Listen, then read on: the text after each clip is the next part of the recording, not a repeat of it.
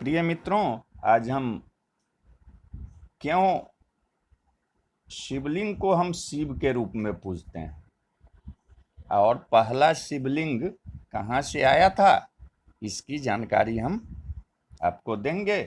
तो भगवान शिव की पूजा हम लिंग के रूप में ही क्यों करते हैं?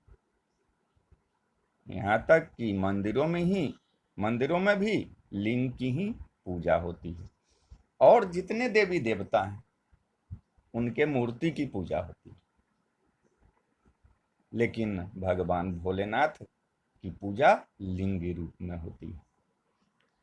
तो ऐसा क्यों होता है कि शिव के पूजा शिवलिंग के रूप में होती है और इसका क्या महत्व है?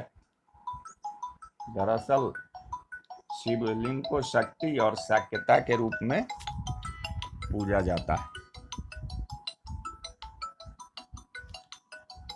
शिवलिंग में योनि को मां शक्ति का प्रतीक माना जाता है। शिवलिंग यह दर्शाता है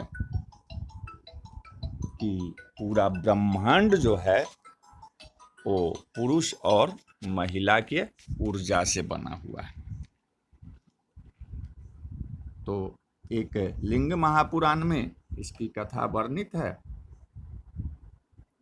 कि संस्कृत भाषा के अनुसार लिंग का मतलब होता है चिन्ह या प्रतीक।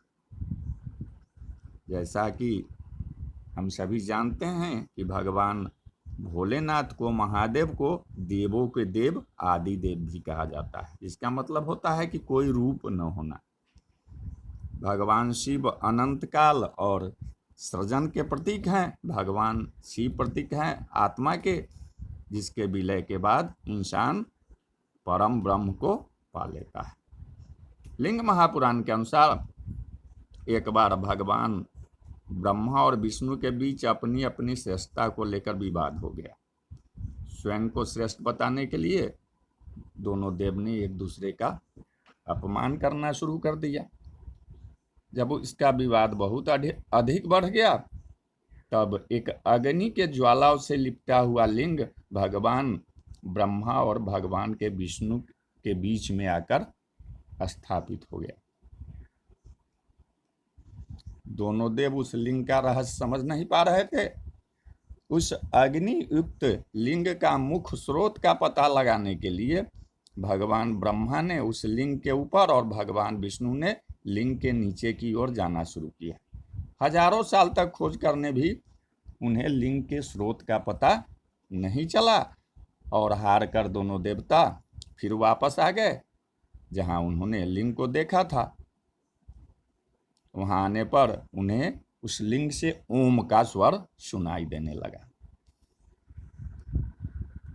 यह सुनकर दोनों देवता समझ गए कि यह कोई शक्ति है और उस ओम के स्वर की आराधना करने लगे। दोनों मिलकर भगवान ब्रह्मा और विष्णु की आराधना से खुश होकर उस लिंग से भगवान शिव प्रकट हुए और दोनों देवों की सद्बुद्धि का वरदान भी दिया।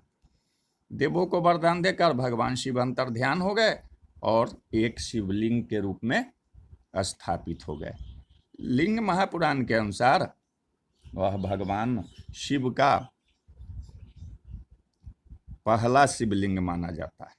जब भगवान शिव वहाँ से चले गए और वहाँ शिवलिंग के रूप में स्थापित हो गए, तब सबसे पहले भगवान ब्रह्मा और विष्णु ने शिव के उस लिंग की पूजा अर्चना की।